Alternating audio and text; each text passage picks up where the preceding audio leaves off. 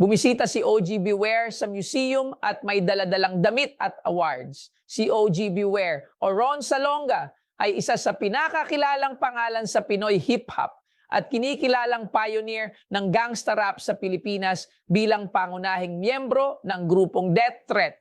Noong dekada 70, naging malakas ang impluensya niya sa underground rap scene. Isa sa pinakasumikat nilang awitin ang Gusto Kong Bumait pero Di Ko Magawa, na naging simbolo ng street rap culture sa bansa. Ang tanong, mabibili ko ba ito? O hindi? Kaya panoorin ang buong episode. Anong bibenta mo?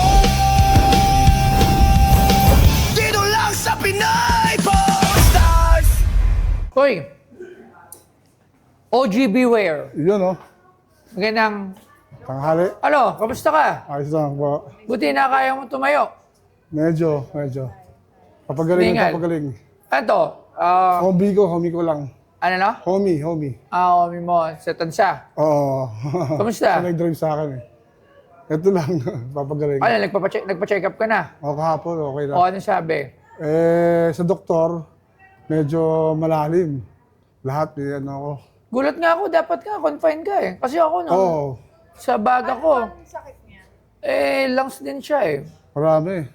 Tsaka heart Fatty liver, complication. heart. Ba't hindi ka pa nagpa-confine? Sabi ng espesyalista, mga 2 weeks gagamutin muna ako sa medicine. Kasi ayoko rin mapurahan eh. So, ano muna ako, dadaan sa medical. Sa mga gamot-gamot, lahat kailangan, walang palya. So, puro gamot lang. Pero in 2 weeks, pag hindi umayos, kasi babalik ulit ako, papatignan ulit, x-ray, ECG, Alright. lahat ng yon. So, pag wala nag-improve, yun na yun. Ano na, opera na yun. Okay. Labs, kilala mo ba siya? Siya si OG Beware. Siya yung isa sa mga nakalakihan ko kasi taga Cavite ako, tropang tansa sila, Cavite Versatarian. Sila yung mga Tama. hip-hop dati, mga gangster, yun talaga sa amin kasi sa Cavite kasi hindi masyado ang gang eh, ng hip-hop eh. Usually tansa nga lang ang madami dyan eh. Sa Cavite, puro mga fraternity ang uso sa amin eh. Alam mo, no? Fraternity, oo. Ang hip-hop sa amin kasi dati, sa lugar namin, kukonti lang kami actually. Kukonti lang kasi mas marami sa amin ng metal doon. Pagka nagkakabugbugan, konti lang hip-hop, laging talagang dehado. Kumbaga, 3 hip-hop, sabay ang metal, mga 30. So, fraternity, puro frat. So, ganun sa Cavite. Konti lang yung gang. At sila yung mga talaga ngayon. Sila Beware, sila Hijack, lagi natambayan. Tapos yung bata, yung mas bata sa inyo, si... Conflict? Hindi, si... Fat El Diablo? Yung nag-aral sa Baste. Dice. Yung nag-aral sa Baste. Oh. Si Brandy. Yan, di ba? Brandy Alarca. Si Brandy. Oh. Yan yung mga kilala dati doon sa amin, sa Cavite. Pero, para lang sa kalaman nyo, sila talaga yung mga nauna. So sila sa mga maraming mga sumikat na kanta. May mga kanta sumikat pagdating ng hip-hop, underground. Kasi usually, underground lang dati, puro tapes. Di ba? Wala social media. Oh. Pinapakinggan ko nga lang dati sila Hijack sa... Ano ba yung radio station natin sa Cavite? Sa Tagaytay. 95.5. Yung 99.5 ba yun? Yung sa Tagaytay? Oo. Yung nagdi-DJ din, ay nag-host din mismo si Hijack tsaka yung babae na taga Malabon. Si J-Rock. Si J-Rock, yan. Yan. Lagi ko sila tinatawagan love sa radyo para bumate. Pwede mong, babatiin nyo naman ako on air. So, hi, Jason, ganun yun eh. Di ba dati sa mga hip-hop na kanta? So, sa musika, sa industriya, sa larangan ng hip-hop, yung death threat, hindi natin pwedeng alisin yan. Habang buhay, yan nakatatak. Kung hip-hop ka, alam mo na isa ang death threat sa mga nagsimula ng mga, lalo na ng mga gangsta rap. So talagang gusto kong bumait pero di ko magawa. Ayan, marami pang iba. Pero pinapaborito ko talaga yun na talaga like ko sinasoundtrap dati, yung Private Dayan. Kasama si Sir Ellie. Yan, tsaka si Sir Ellie na yung huli, yung wala na si Sir Francis. Pero Hindi, magkasama kami lahat. magkasama. Pero hindi naman sila nagsasabay ng yung sa music video kasi.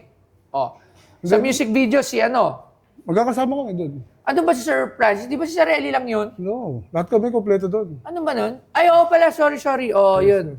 Yung private na yan talaga. Anga-angas. Siya kasi nag-direct. First directorial ni film ni Francis M. Oo. Si First- Sir Francis ang nag-direct nun. Oo, pati yung mga editing nun. Sila. Thank So, you. this past few days, very alarming yung mga post mo. Kasi nga, nagpapakita ka doon na naka-oxygen ka, hirap kinakita namin, gano'n ka Oo. pumayat. Hindi kasi kaya pag walang oxygen eh. Ay nga, hingal na hingal ka nga eh. Tapos, Oo. yung mata mo na, okay, so anong dala mo dito, Sir Beware, Sir Ron? Actually, ito siya. Yung sinuot namin sa launching namin ng Gusto Kong Bumait sa Itbulaga.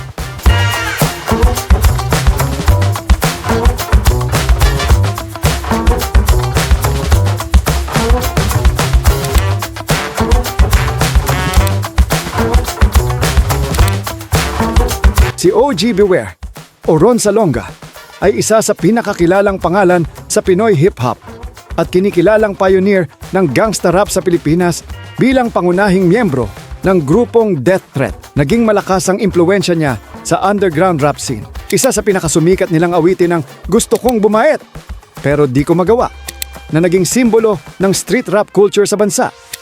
Hindi lang siya rapper. Naging inspirasyon din siya sa maraming Pinoy artists at tumulong sa paghubog ng mas matapang at makatotohanang tunog ng hip-hop sa Pilipinas. At ang binibenta sa PP Stars ay ang sinuot ni OG Beware sa launching ng kantang Gusto Kong Bumait at ang mga awards ng Death Ray. Tapos may mga kasama ko yung original partner ko. Since 1994. So, original jersey mo to doon. Oo, ako nagsuot yan. So, pagawa siya, no? Ito pagawa lang ay siya. hango sa football jersey or hockey jersey? Football, no? Football, di ba? Oo. Oo. Alright. Ito naman, inaward din niya sa mga Itbulaga, GMA Super Show kay Herman Moreno. Pwede na sa Nahirapan kami nga, no? recovery stage eh. Recovery stage. Pero mas malala nung previous. Yung sinasabi ko parang kulang. Yun ang malala. Sabi ko sa'yo, dapat magpatingin ka talaga sa doktor. Kahapon nagpatigin ako, okay na. Sa doktor talaga. Okay. O, yan. O, the OGs. Ito yung mga OG. Pasensya na kayo. Kasi hindi ko na ito pinarestore. Sabi sa akin ni Kyle, huwag mo na ipa-restore, mas mahalaga yan. Para mas okay daw pag ganyan. Actually, sinagip ko yan eh. Ito yung album namin Wanted, Gold Award. Ito, Kings of the Underground, kasama si Ari, si Glock 9, Hijack. May date to eh, 1997. Ito, Wanted din to. Ito naman ay Platinum. Pero, ito ang pinakamatindi namin album eh. Kasi umabot ng 4 Platinums. So, yun. For platinum, di ba? Oo. Yung iba, Grabe. hindi na in-award yun eh. Kasi sila boss, siguro iwas sa tax. So yan siya. Actually, 8 to. Yung ex-wife ko, tinapon. Kaya yung 5 dito nawawala, wala na, hindi ko na maano yun. Ito na-recover na lang to sa basurahan. Sabi ng bayaw ko, swerte ka, nakita ko pa yung awards mo. Kasi tatapon na talaga. Kasi kagano kami eh. So lahat ng gamit ko, pinapatapon. Right. Magkano mo naman ito binibenta, Sir Ron? Ikaw na bahala. Wala akong presyo. Yung lang. Alam mo kasi parang hindi nakakalam. So, ayun o, nandito Sir Aris. Ayun o, si Sir Aris o. Oo, lahat kami nga meron. Ayan, si Hijack. Hijack. Di ba? Oo. Lahat kami meron yan. Oo. Yan dalawa sila, no? Oh, ako kasi nag-title na to eh. Pumunta ako sa Amerika. Eh may mga approval na kami ni boss ng Viva. Sabi, go signal niya yan. Sabi ko, sige, ang title, Kings of the Underground. Ito mga title, sulatan nyo na lang yan, Aris, at Hijack, sulatan nyo na lang yan. At yun na yun. Kayo na magbuo. Kasi hindi pa uso internet nun eh. Wala pa. Wala pa social Ano to media. eh, 1990, nung may go signal na kami, 1996 pa to eh. Ito lumabas na to, 97, dahil in-awardan na to eh. Award na yan eh. High school ako niyan eh. High school. Oo. Ito naman, same din. halos lahat ng album kasi namin, platinum. Wala namang ano doon eh. Oh, lahat naman nag-hit. Oo. Without the social media. Wala pa talaga. Cassette tapes lang. Wala pa rin kami airplay. Kasi, ano eh, Oh, konti lang kasi may mga Konti mura. lang. Bawal. bawal. Doon nga Binaban. sa The Bam ba yun? Hindi pala The Dabam, Bam. ano yun eh, sa Hindi pala The Bam. Cavite yun eh. Yun nga yung sa Cavite pala, yung sa The Bam FM. Oh, yun, iba yun. Iba yung sa Yun, Tagaytay. iba pa yung sa Tagaytay. Oo, iba pa O yung yun. 99.5 yung sa Tagaytay ba yun? Oh, yun. Tapos yung sa Cavite, yung The Bam 99.9. Kay Mayor Chua yun eh. Oo, yun. Doon lagi. Yun. Doon kasi yun, puro hip-hop yun. Oo, yun, 99.9. Puro hip-hop yun. talaga doon. Kinukuha nga nila ako mag-DJ doon. Oo, doon ko na Oo. si Hijack tsaka yung sa babae na taga General Trias Si J-Rock. Si J-Rock. Pinuntahan ko pa yun dahil sabi ko, Tropa yun. maganda ba to? Sabi ko, pinuntahan ko siya talaga doon sa bahay. Nag-inuman kami, di ba? May ayos naman siya, pero crush ko siya, di ba? Doon, kung naalala niya pa yun, pinuntahan ko siya sa Cavite, parang diskarte ako pa yun. Eh. Kasi, syempre sa mga hip-hop dati, pag mga kadigat mo yung mga, yan, sila Brandy, si Brandy sikat sa Bastian. Oo, Sa Brandy CB. Alarca. Oo, dahil may tsura rin si Brandy, maputi. Kasi kami Taugama kami, Taugama eh. Oo, Sila, tama kayo. CB sila. CB siya, CB. Kaya hawak namin ng dalawa eh. Sa Baste, Cavite, sikat yun, si Brandy kasi hip-hop eh. So, iba Tsaka yung maporma yun, pormahan. maporma. Maporma talaga yun si Brandy. Oo. Yun lang naalala ko kay Brandy. Yun lang, to share lang naman na talagang si Seron, talaga ako mataas ang respeto sa kanya dahil talagang isa siya talaga sa mga nauna ko na pakinggan. Sumunod yan, yung mga urban flow na, yan yung mga gusto ko dyan. So, dire-diretso na talaga din. So, ang hirap lang presyohan eh. Pero ako, kung ako bibili nito, kung bibilin ko to, Seron, ako magkano mo ba ito binibenta? Ikaw nang bahala. Ako kasi kung bibilin ko to, pwede din, pang-display dito sa shop. Tsaka, di ko alam kung, Ako naman, the reason na binibenta ko siya, kasi balang araw mawawala rin ako. yes, at least Imbis dito. na nasa bahay ko lang, mga anak ko lang nakakita, at least may ganito. Yes, na- malalaman nila yung istorya. Oo, kasi unang-una, nag-usap tayo tungkol sa mga yan. Tapos pwede mo sa kanila ikwento balang Yes, araw. oo. Diba, wala na si viewer. Itong video na to, it will serve as talagang ito na patunay na, kahit ako nagpapatunay na yung death threat is naging haligit, nagsimula, isa sa mga nagsimula. So hindi ko alam kung before death threat ko sino pa yung mga sila, kasi hindi ko na nabutan sila Dafalong, yung mga sinasabi nila before na Master mga... plan. Ay, hindi, master plan, nabutan ko. Pero, social naman si master plan. Oo. Ano That's- sila? High school din ako noon, Oo. 1992 ata ako, para 1991, Oo. Bring That Booty. Oh, bago kami pumutok sila muna. Oh, sila muna master plan. Oo, Tapos mga tas Sun Valley legit. crew. Legit misfits. Oh, legit misfits. Yan, Sun Valley, sila. after na yun kami. Oh, after na ng kayo yun. Yun Oo. yung mga naalala ko. So, master plan, bring that booty over here. Yan yung mga sinasayo ko. Mga kinano namin yung dati. Tapos, syempre, Francis Magalonen, nung elementary pa lang talaga rin ako. Yun ang idol. Mga nakakaset tape. Yung mga May Wagang Kamote. Yung mga album niya. Yung mga, ano ba yun? Yung Freeborn. Yung bata si ano. Basta yun na yun. Freeman. Freeman. Di ba? So lahat yan, pinakinggan ko yan on tape, cassette tape, lahat. Nakikinig ako ng music ng hip-hop, cassette tape pa talaga. Solid yun. Yun talaga Talagang ang original. cassette tape pa, doon talaga nagsimula. Kung nagsimula ka sa cassette tape, sa component nga, o sa mga ganyang radyo, yun talaga. So, ako,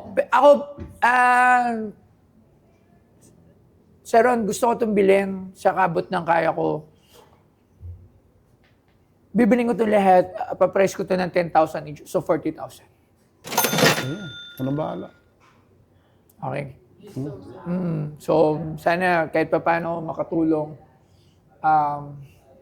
Crisis din kasi talaga eh.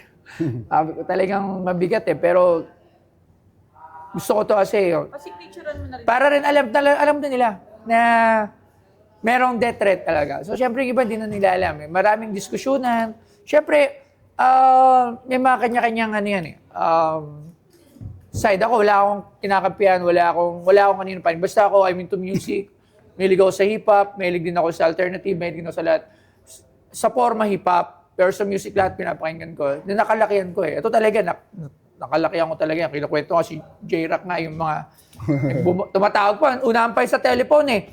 Para yung Landline. caller, Di ba? Landline daw, Landline, pager. landline lang. Pero may pager na rin noon dati, pe-page mo sila. So, yun yung mga karanasan natin bilang isang makinig ng mga musika. So, tsaka maangas yan. Yung gusto kong bumait, maangas yun. Tapos, naglabas ang Keto Dogs nung Santa Rosa. 5:30 yung Santa Rosa. Yan. Yan yung sila, di ba, dati? Yes. So, yun. Maraming salamat. Sharon, gusto Ako din. ko gumaling ka. Salamat. Tapos, pagka naman, andyan lang naman ako. Message ka lang agad ko yung paggaling mo para bata ka pa, magpagaling ka ha. Oo naman, brother. Anin mo, sir, yung mo, yung health mo. Huwag ka muna mag-perform, baka mag-perform ka agad. Bawal na eh.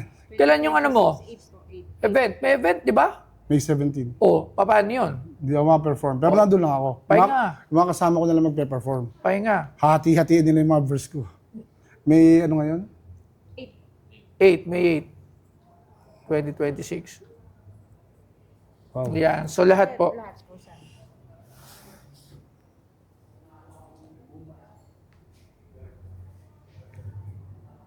Tama Ito ba? signature. Ito din. Actually, si Hijack, idol ko sa formahan yun eh. Kasi yung scarf na baliktad yung kay Tupac, siya yung gumagawa nun. Ginagawa ko rin yun, high school. Kalbo ko, tapos nakaganon din ako. Ganun, tapos all black ko. Ganun yung si Hijack maporma talaga dati, no? Last na po. Hanggang ngayon. Ay, hindi ko na siya nakikita eh. Pero si Hijack talagang ginagaya ko dati. Sa amin kasing siya yung palamuti. Alam mo yan? Palamuti pan-display. Oo. Grabe ka naman kay Hijack. Hindi, pang Yun front. talaga eh. Yun talaga eh. Pang front. Kasi dami ako magagaling na rapper, sa akin si Glock 9, di ba? So, nung mga panahon na yun, siya kailangan para ilabas yung sarili niya, popormahan niya ng todo. Doon niya binabawi eh. Binabawi. Doon niya binabawi. Tapos si Brandy naman, lumabas din. Extra lang si Brandy nun, di ba? Extra lang. Pasingin-singin Kasi sa siya mga trap. yung huling nakapasama sa amin eh. Uli. Siya yung huli. bunso. Naalam ko yan, si Brandy. Sikat yun sa Baste dati. Sigurado yun. So yun, maraming salamat. Brother. Thank you very Sana, much. Salamat Yo, ako po si Biwan ng Death Threat. And dito tayo ngayon sa Pinoy Pawn Stars. Meron akong inalok kay Boss Toyo. Nagkasundo na kami. Sana may mga katulad pa nito. Pero malaking bagay ito.